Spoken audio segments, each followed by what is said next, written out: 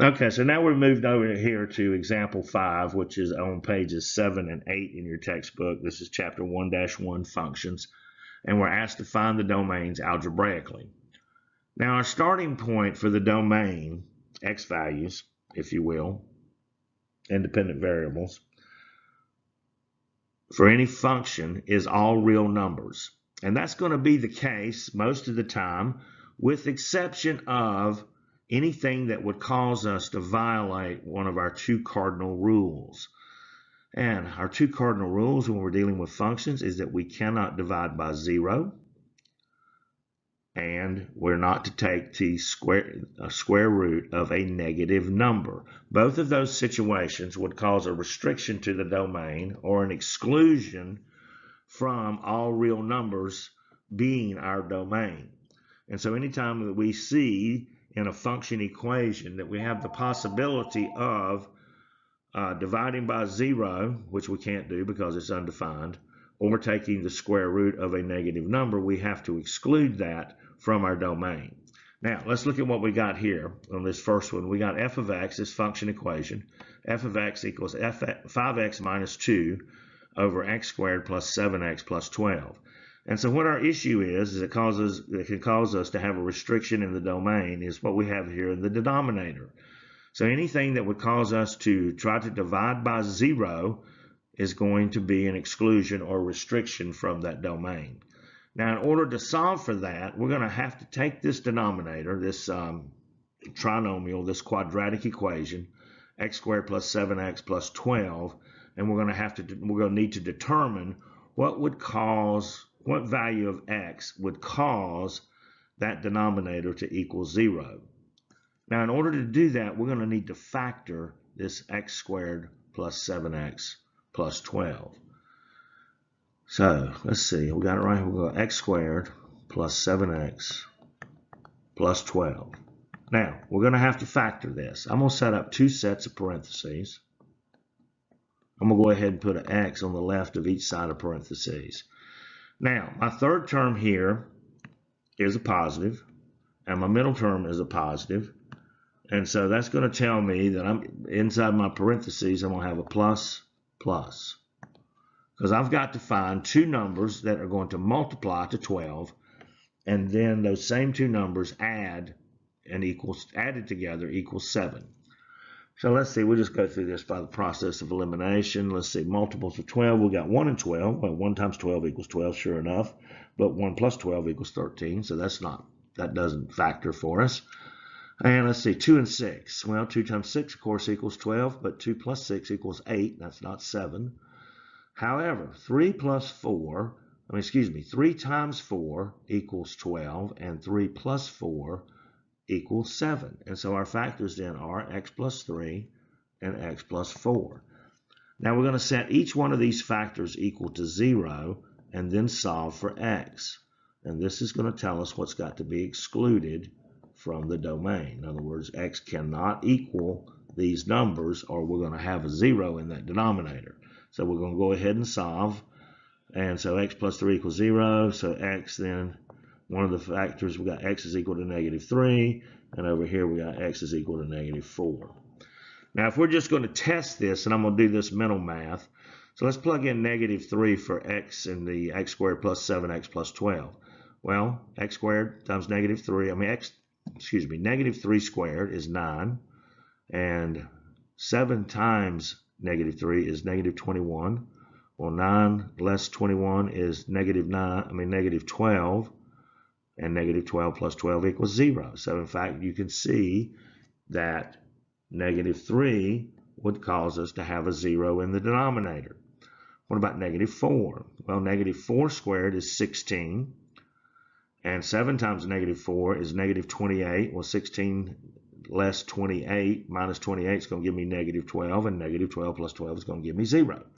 So neither 3 or negative 4 can be in my domain because it's going to cause me to violate one of my cardinal rules. So now we're going to state this domain and we're going to use it using interval notation. And so here I'm going to have a parentheses and I've got negative infinity, comma, negative 4, Now, negative 4 is not included in my set because it's got a parentheses, and of course negative infinity goes on forever. So anything less than negative 4 is in the domain, and then we're going to have in union here negative 4,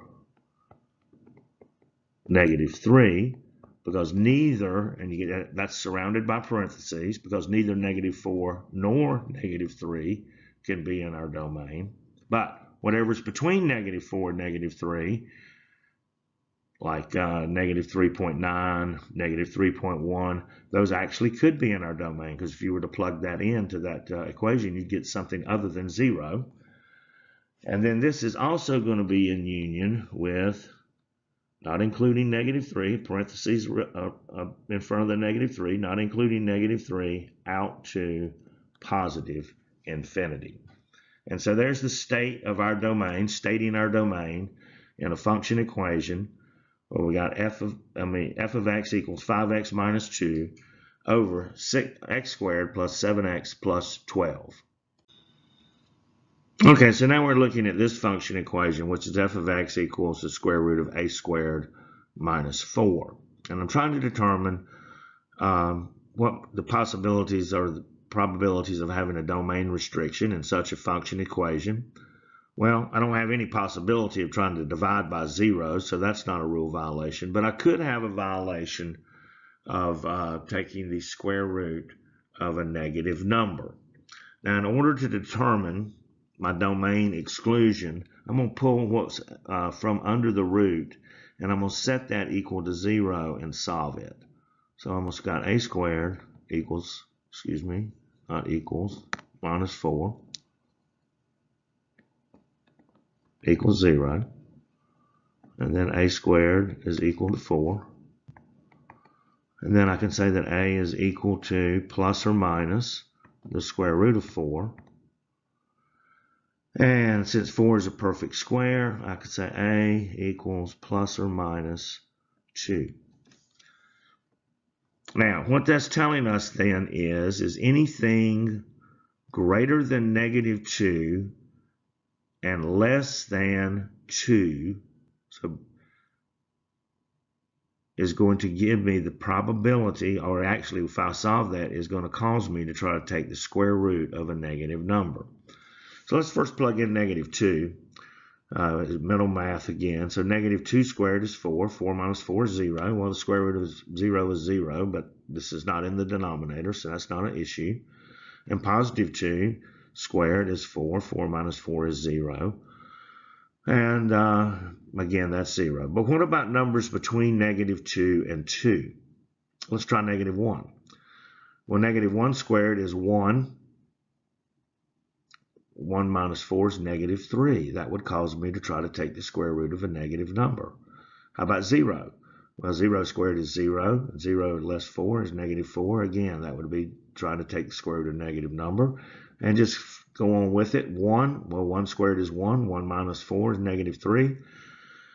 Also, square root of a negative number. And if I put 2 in there even, let's see, 2 squared is 4. Well, that's 0, so 2 is okay.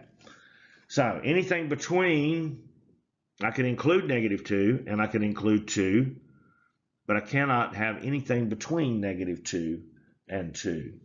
So I'd write my domain this way in interval notation.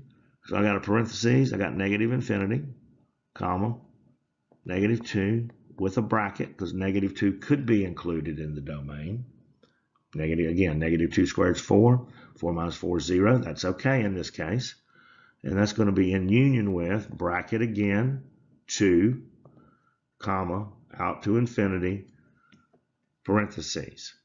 And that's how we would state our domain, which indicates that we've got a restriction between negative 2 and 2. One more. All right, so this time we got a double whammy.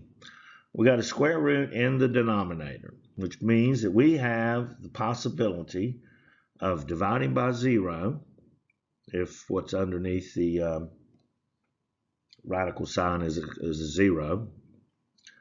And we would have the possibility of trying to take the square root of a negative number. We got two possible rule violations here, and either one of those or both of those would cause us to have a restriction or an exclusion in our domain, something less than our implied domain of all real numbers.